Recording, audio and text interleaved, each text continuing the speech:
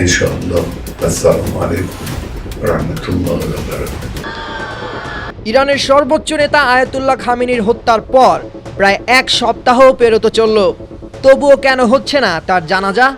শনিবার ভোরে যুক্তরাষ্ট্র ও ইসরায়েলের বর্বরচিত যৌথ হামলায় শাহাদাত বরণকারী এই শীর্ষ নেতাকে বিদায় জানাতে প্রস্তুত হচ্ছে গোটা দেশ। এই দিনের হামলায় খামেনির পাশাপাশি তার স্ত্রী, এক ছেলে এবং বেশ কয়েকজন শীর্ষ কর্মকর্তাও নিহত হন। নোভা এলইডি টিভি, ঝকঝকে ছবি, নিখুঁত শব্দ, 5 বছরের ওয়ারেন্টি। নোভা মানে সঠিক মান, নিশ্চিত সেবা। প্রিয় নেতার এই মর্মান্তিক বিদায়ের পর পুরো ইরান যখন শোকের সাগরে ভাসছে, ঠিক তখনই অবিরাম মিসাইল বর্ষণ ও তীব্র যুদ্ধাবস্থার কারণে তার জানাজা ও শেষ বিদায়ের আনুষ্ঠানিকতা ঘিরে তৈরি হয়েছে চরম জটিলতা। বুধবার রাতে তেহরানের গ্র্যান্ড মুসল্লায় আনুষ্ঠানিকতা শুরুর কথা থাকলেও সারা দেশ থেকে ছুটে আসা কোটি মানুষের ঢল সামাল দিতে এবং পর্যাপ্ত অবকাঠামো প্রস্তুত করতেই শেষ মুহূর্তে তা পেছানো হয়। 1989 সালে ইমাম আয়াতুল্লাহ খামেনির জানাজায় 1 কোটি মানুষের ঢল নেমেছিল। এবারও সেই সম্ভাব্য জনসমুদ্রের উপর পশ্চিমা বর্বরচিত হামলার প্রবল শঙ্কা থাকার কারণেই মূলত এই বিলম্ব। কর্তৃপক্ষ জানিয়েছে উপযুক্ত সময় ও সার্বিক নিরাপত্তা নিশ্চিত হওয়ার পরই এই আনুষ্ঠানিকতা শুরু হবে।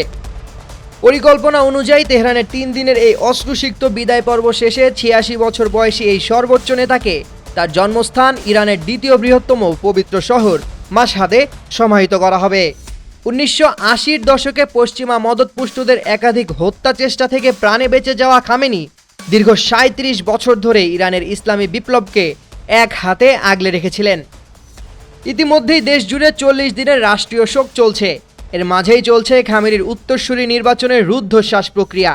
ইরানের 88 সদস্যের অ্যাসেম্বলি অফ এক্সপার্টসের এক জ্যেষ্ঠ সদস্য জানিয়েছেন তারা নতুন নেতা নির্বাচনের খুব কাছাকাছি পৌঁছে গেছেন। আর এই সর্বোচ্চ পদে খামেনির আরেক ছেলে 56 বছর বয়সী প্রভাবশালী নেতা মোজতাবা খামেনির আসীন হওয়া এখন প্রায় নিশ্চিত বলে মনে করছেন বিশ্লেষকরা। ইসরায়েল ও যুক্তরাষ্ট্রের প্রতিরক্ষা মন্ত্রীদের দাম্ভিকতা এবং নতুন নেতাকে হত্যার হুমকির বিপরীতে ইরান মোটেও নিশ্চুপ নয়। উপসাগরীয় অঞ্চলে মুহুর্মুহুর মিসাইল বর্ষণই তার প্রমাণ। বোমার আতঙ্ক ও মৃত্যুভয় উপেক্ষা করে জানা যায় কোটি মানুষের ঢল বিশ্বকে দেখিয়ে দিবে খামেনি কেবল একজন ব্যক্তি নন, তিনি প্রতিরোধের অমর আদর্শ।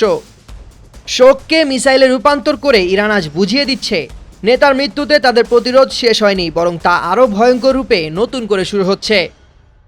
Desk report, 21 television.